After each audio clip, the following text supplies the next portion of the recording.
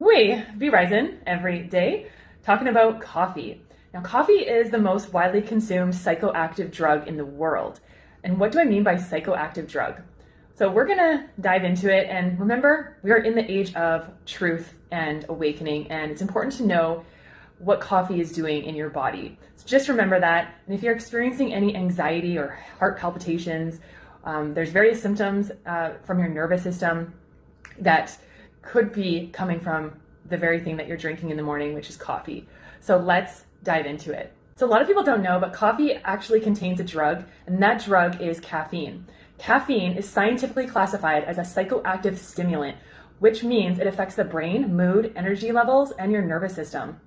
Coffee has a powerful effect on the adrenal glands and the parasympathetic and sympathetic nervous system, and even our emotional state, because caffeine directly activates the body's stress response pathways. So when you drink coffee, caffeine signals the adrenal glands to release cortisol and adrenaline, and these are the same hormones that are released during stress.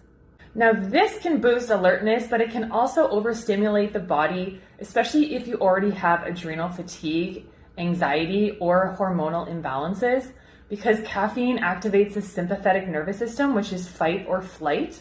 And then it temporarily suppresses the parasympathetic nervous system, which is responsible for rest, digestion, healing, and emotional regulation. And this shift can make you feel wired, anxious, or emotionally reactive, especially if consumed on an empty stomach or in excess. Emotionally, coffee can elevate your mood in the short term by increasing dopamine, but repeated adrenaline spikes can lead to irritability, feeling overwhelmed, mood swings, or a crash later in the day.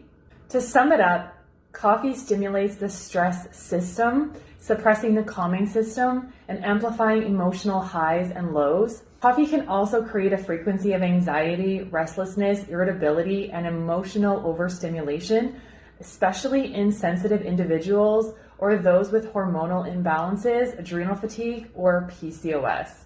So if you are experiencing any of the symptoms that I mentioned, it may be a good idea to slowly decrease your caffeine intake and see how you feel. When you do that, when we all do that, we'll all be rising.